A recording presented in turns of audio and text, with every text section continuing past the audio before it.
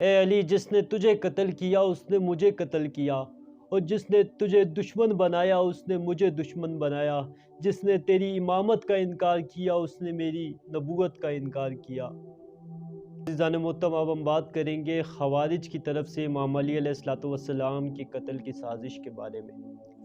امام علی علیہ السلام کی حکومت کے مختصر عرصے میں 3 بڑی اندرونی جنگیں جمال صفین، نہروان اور جنگ جمل میں لڑی گئی ہیں۔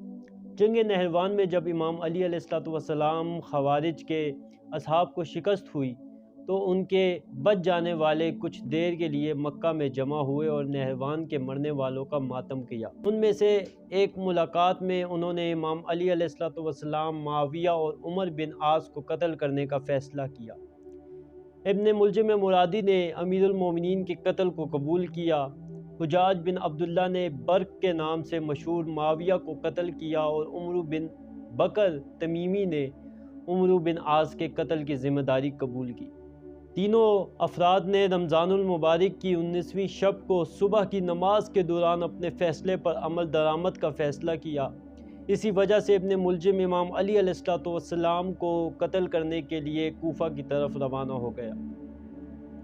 جب عزیزان محترم ابن ملجم کوفہ پہنچا، لیکن اس نے اپنا ارادہ چھپا لیا اور بنی کندہ کے پڑوس میں ٹھہرا رہا جہاں کچھ خوارج رہتے تھے، یہاں تک کہ وعدے کا دن آ گیا۔ اس وقت وہ اخر تمیمی کی بیٹی قطعم سے ملا اور اس کی محبت میں گرفتار ہو گیا اور اسے پرپوز کیا۔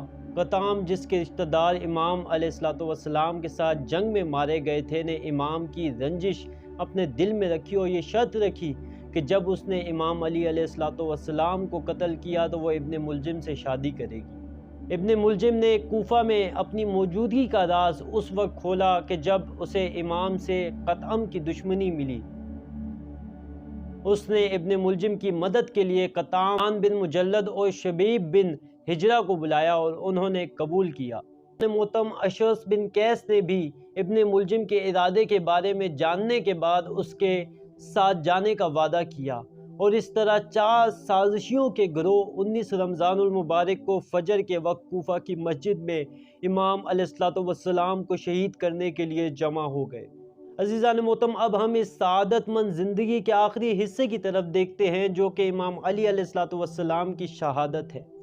امام علی علیہ السلام کی ثقافت میں شہادت ہار نہیں بلکہ جیت ہے۔ امام علی علیہ السلام کی ثقافت میں شہادت پیاسے ہونٹوں کے لیے پانی ہے۔ امام علی علیہ السلام کی ثقافت میں شہادت گمشدہ کو تلاش کر رہی ہے، اور آخرکار مولا کی ثقافت میں شہادت وہی ہے جسے قرآن نے کہا ہے عظیم فتح۔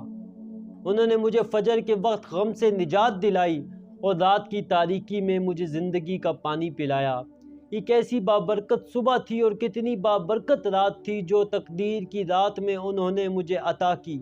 ایک روایت میں ہے کہ پیغمبر اکرم صلی اللہ علیہ وآلہ وسلم نے امام علی سے فرمایا ہے تم میرے جانشین ہو اور وہ تمہیں قتل کریں گے۔ عزیزان محترم، منان سب سے زیادہ بدکار لوگ یا اس قوم کی سب سے زیادہ شریر مولا علی علیہ السلام نے فرمایا ہے تم خدا کی بدترین مخلوق ہو اور اسی تلوار سے تمہیں قتل کیا جائے گا۔ اب عزیزان محترم، ہم بات کرتے ہیں کہ امام علی علیہ السلام کو اپنی شہادت کا علم تھا یا نہیں تھا۔ بعض روایات کے مطابق امام علی علیہ السلام کو اپنی شہادت کی تفصیلات معلوم تھی، جیسا کہ یہ کب اور کیسے ہوئے گی۔ شیعہ اربع کی کتابوں میں سے ایک کتاب کافی میں اس عنوان کے ساتھ ایک حصہ ہے کہ ائمہ جانتے ہیں کہ وہ کب شہید کیے جائیں گے۔ شیخ مفید، علامہ ہلی، سید مرتضیٰ نے بھی اپنی تحریروں میں اس مسئلے پر بات کی ہے۔ شیخ مفید، جو کہ شیعہ عالم دین ہیں، کے مطابق اس بارے میں احادیث متواتر ہیں۔ اس سوال کے جواب میں کہ اگر امام علی علیہ السلام سمیت ائمہ علیہ السلام کے پاس شہادت کا وقت کا علم تھا تو انہوں نے اپنی جانوں کی حفاظت کیوں نہیں کی؟ آپ نے 2 امکانات اٹھائے ہیں۔ ایک یہ ہے کہ شاید ان کی شہادت کے وقت اور مقام اور ان کے قاتل کے بارے میں بھی تفصیلی معلومات نہ تھیں۔ اگر انہیں اپنی شہادت کی تفصیل معلوم ہوتی تو شاید انہیں صبر کرنا چاہیے تھا۔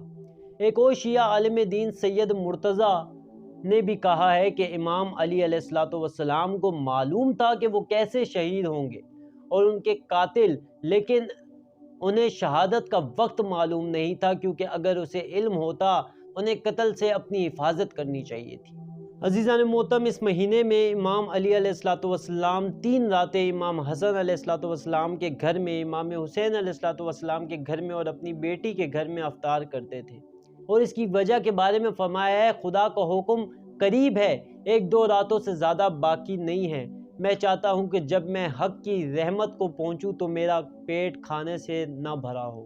عزیزان محترم، اسی طرح سے امام علی علیہ السلام نے پوری رات عبادات میں گزاری اور فرمایا اللہم بارک لی فی الموت، خداوند تعالی موت کو میرے لیے مبارک قرار دے، اور اس کے بعد کئی مرتبہ دہرایا انا للہ و انا الیہ راجعون، انا للہ و انا الیہ راجعون، لا حول ولا قوت الا باللہ العلی العظیم، اور اسی طرح سے زیادہ اپنے آپ کو عبادات میں اور استغفار میں رات کو گزارا۔